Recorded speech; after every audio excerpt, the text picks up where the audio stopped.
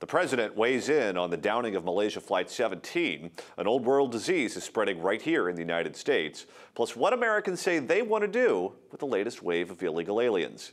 All of these stories and more right here on The Rundown. All right, stand by. 10 seconds. Camera one. Talent. Ready, camera Roll two. record. 3, 2, 1. Record. Thanks so much for making us part of your news diet. This is The Rundown, where we take a look at some of the big stories making headlines. I'm your host, John Phillips. Joining us from Washington, D.C. is PJTV contributor Michelle Fields. And joining me here in sunny Southern California, stand-up comic Stephen Kruiser. Well, let's go to the top of the rundown, and we begin with Michelle.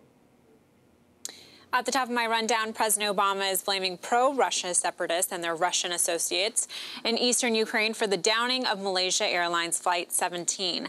The plane was shot down by a surface-to-air missile on Thursday, killing all 298 people on board. The plane was traveling from Amsterdam to Kuala Lumpur at 33,000 feet when it was struck.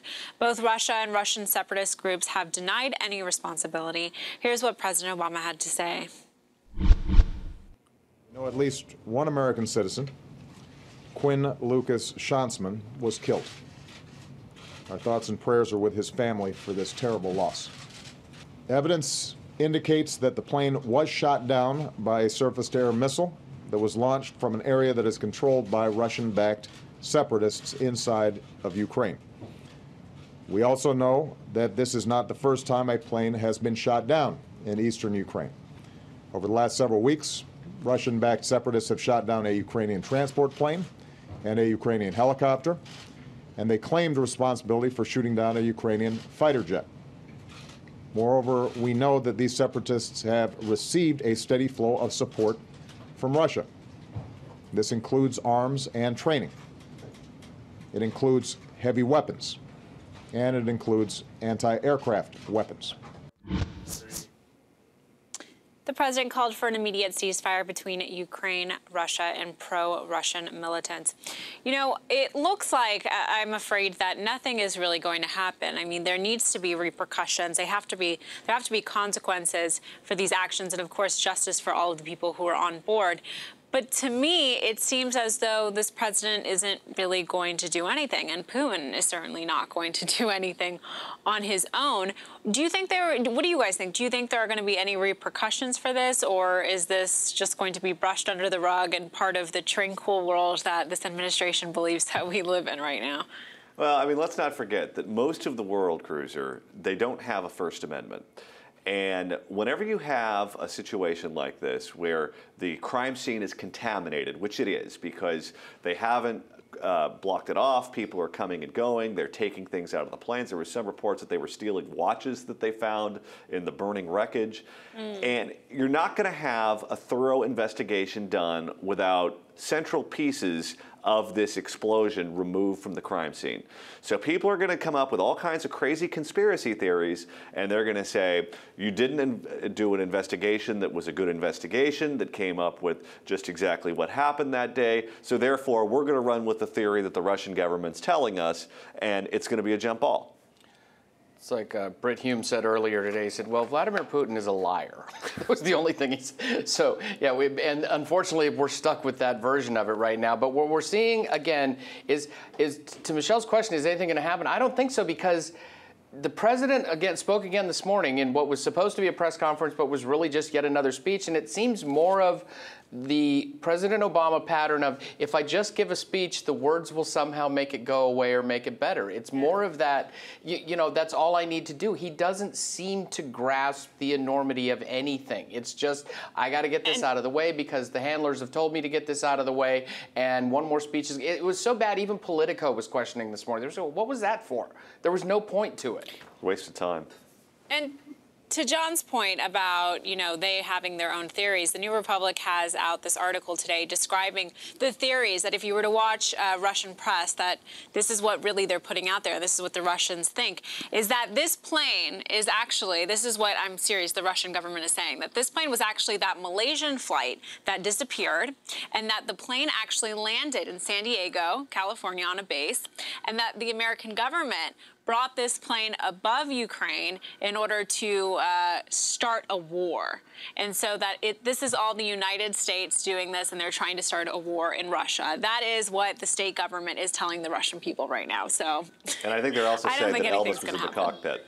Yeah, if only the Russians had ever tried Probably. to access the healthcare.gov site, they would know that this government isn't capable of pulling off something that elaborate. I'll tell you who looks good here politically. Mitt Romney. Yeah. Mitt Romney in the campaign Yes. said that Russia was our #1 geopolitical foe, and he got made fun of by President Obama and all of his allies, and he's been proven time and time and time again to be almost prophetic in his predictions as to what was going to happen on the international stage. Mitt Romney is looking really good. Well, to the chagrin of all the mainstream Republicans and Democrats everywhere, Sarah Palin was saying that even before that. Absolutely. So it's really lots of egg on the face of the administration right now. All right, Kruiser, what do you have for us? Top of my rundown, Elizabeth Warren wows the onesie crowd at Netroots Nation. I can speak. Warren spoke to a crowd of liberals on Friday amid continuing calls for her to consider a run for president in 2016. She was welcomed to the stage as the crowd chanted, "Run, Liz, run." She has said repeatedly she's not running. That didn't stop one group, Ready for Warren, taking a little dig at the Ready for Hillary people, from handing out signs and stickers and hats and promoting a Warren White House bid. Now, we've been talking about this a lot lately, John. What we're seeing here is the Netroots Nation is the new guard, the progressive. They have a lot of influence. I mean, Hillary spoke to them when she was running in 2008, I think when they were still called the Yearly Coast then, but they're Netroots Nation now. They have a lot of influence. They don't have all the money yet. Over on the Clinton side of things, you've got the old guard Democrat money.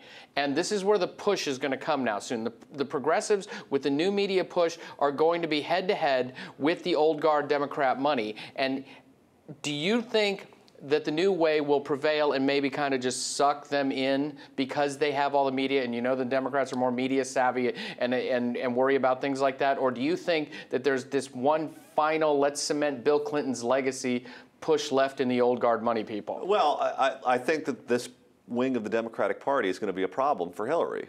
Look at the timing of when this happened. This happened right after Hillary Clinton just wrapped up a book tour where she was everywhere. She was out promoting her book. She was essentially promoting her upcoming run for the presidency. And the response that she got was uniformly negative, not just from Republicans and conservatives and people like us, but from the Netroots crowd. Saying "Run, Liz, run" after the Hillary book tour is a big FU to Hillary Clinton. That's them saying, we're looking for somebody else. We know what you're selling, and we don't like it. Hey, Michelle, these people on the progressive left in new media right now had a big helping hand for the last couple of elections because all the Hillary people came over to their side. It's sort of what I asked John. Do you think they are strong enough right now? Do you think they have enough clout in them at the moment to prevail against the old guard? Or has the Obama presidency, especially the last couple of years, poisoned that a bit? Well, look, the old guard lost in the last election, and this time around, the media still does not like Hillary Clinton. And Elizabeth Warren is sort of the media darling right now on the left, and she's somebody that's fresh, and she sort of is the leader of these Occupy people. You know, this idea that, oh, we need to get a socialist government, and they're against crony capitalism. She's sort of the ringleader in all of that. And I think that's going to end up winning out, especially when you have a media that's on her side, just like it was with Obama, and not on Hillary's side. Here's the problem with her. What? The moneyed Democrats may not necessarily support her in the general if she's the nominee. That's what I'm thinking. I think the well has been poisoned a little bit by this president, and I really do think that the Clinton old guard people were just caught unaware in 2008, and they're not going to be caught unaware this time. And when they play hardball, they play real hardball. They do. Yeah. All right, time to move on to the top of my rundown. Most voters want to send the latest wave of illegal aliens back home right this very second. That's the result of a new Rasmussen poll, where 54% of voters want to send illegals back to where they came from. 27% want them to remain in the United States. 14% were undecided. About half of those polled said that they're coming here for economic reasons. Just 31% say they're coming to the United States to escape violent situations. So this is good. People get it. Earlier this month, 46% of voters said the Obama administration's policies have encouraged the latest wave of illegal aliens to enter the United States. And Kruiser, this is an issue where the polls have always been on the hawkish side of the border. In California, Prop 187 passed with flying colors. Look what happened with SB 1070 in the state of Arizona.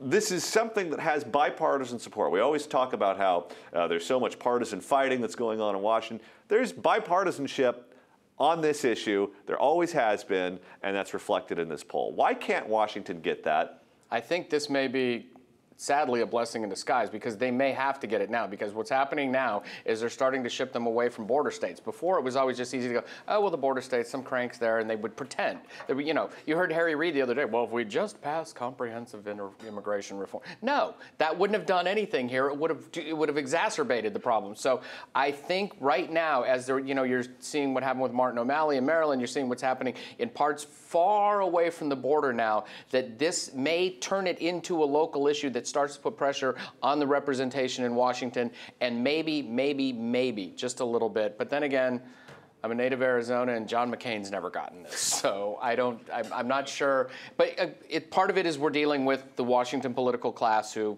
doesn't like to pay attention to us commoners anymore. Michelle, can you think of any other issue where there's a bigger disconnect between the voters and the elected representatives than this one? Well, I think when it comes to Congress's opinion of themselves, there's probably a big disconnect between what Congress thinks of themselves and the American people do. Nice. But this issue is, I mean, I don't think that the Congress is going to start listening to the American people and say, oh, you know, the American people don't like this, so we should get something done. They live in a bubble. The D.C. Beltway is a bubble where they're constantly surrounded by people that are just reinforcing their beliefs and saying, oh, those crazy Americans out there in middle America. I don't think they're going to listen. Unfortunately, they're not. Yeah, I think you're probably right, but they should. All right, now it's time to go under the radar. This is where we take a look at some of the stories that should have made bigger headlines, but didn't for some reason. And Michelle, we'll start with you. Okay, under the radar is the Chikungunya virus that is spreading here in the United States. The virus is new to America. It's been found in Asia, Africa, Europe, and it's transmitted to humans through a mosquito bite. So far, there have been 350 reported cases in the U.S. this year. Nearly every case has been acquired outside of the United States. 2 people who had not traveled outside of the U.S. now have the virus. This means it's being spread here in the U.S. The virus's name translates as to become contorted with pain. Symptoms include joint pain, flu-like symptoms, and high fever. The virus is not fatal. It takes about a week for symptoms to appear after a person has been bitten. My friend recently, her boyfriend actually took her to the Caribbean to propose to her. She came back a engaged woman, but she also now has this virus, and she has actually been quarantined here in D.C., and she's been quarantined for about 2 weeks. And there's no cure to this. You basically just have to let it run its course. It's pretty awful, and it seems like it's spreading very quickly. You know what? I don't have a desire to leave the country anytime soon. Well, it doesn't matter now. It's just too risky. It's here. This came originally from a mosquito in Africa, so the ghost of Rachel Carson is still torturing people long after she's dead. If we had just been killing mosquitoes with chemicals in Africa like we were supposed to for a long time, this wouldn't be a problem, but thank you, Party of Science. Whenever I go to the Midwest, I always bring like 15 cans of off with me and just spray all over. What John Phillips just said was he pretty much looks at the Midwest like a foreign country. No, there's lots of mosquitoes there. We don't get them in the desert My here. kid gets bitten up like crazy when we go to the Midwest. All right, Kruiser, what do you have for us? My under the radar, scientists are saying what they think caused a massive 262-foot wide sinkhole in Siberia. The massive hole was found late last week in the town of Yamal. That translates as the end of the world. Experts say the giant crater was formed by rising temperatures and buildup of excessive pressure underground. The crater is believed to be made up of 80% ice. Some say this was caused by the effects of global warming. Of course. Others say it was from a melted ice formation that collapsed that is known as a pingo. It's when a block of ice grows into a small hill in the frozen Arctic ground. It pushes up the Earth and it leaves a crater when it melts. This is Earth just quietly reminding us that it is still in charge, and there are parts of it that are uninhabitable and you shouldn't be around. Respect nature a little more. Don't always think that we can control the weather, the climate, the eventual outcome. When this planet wants us gone, we're gone. You know what my theory is on this? Whatever the opposite of what Vladimir Putin is saying. That's generally a safe bet. He's saying the other Malaysian plane is there now. That'll be his new thing. Somebody call CNN. I'm just surprised this wasn't Florida. Yeah, I know, no kidding. really? Florida's probably going to sue. All right, now it's time for me to go under the radar. We're getting college credits for life experiences is now the norm. That's what's happening at 5 New Jersey colleges. Students are earning credits for showing what they've learned from their jobs and their lives. Students will have to take tests or prepare portfolios of their work to show that they've earned in the program that's aimed at working adults. This is also a way to get credits without paying for classes, which will reduce the amount of debt that students incur. And this is one big scam. If you're going to get college credit, go to a class, listen to the lectures, take the tests.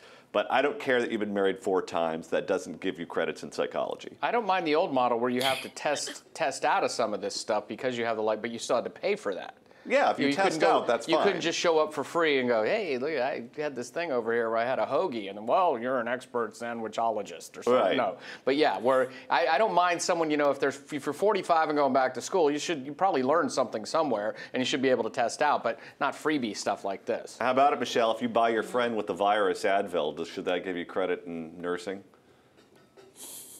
No, and I think that students should be upset at the fact that they're getting in $25,000 in debt when they graduate for this kind of education. This isn't an education. You should not be getting yourself in debt for this. All right, that's going to do it for today's show. Should college students get class credit for life experience? What about the downing of Malaysia Airlines plane? We want to know what you think, so be sure to leave your comments in the comments section below. I'm John Phillips for Stephen Kruiser, joining me here in Los Angeles, and Michelle Fields in the nation's capital. Thanks so much for watching The Rundown.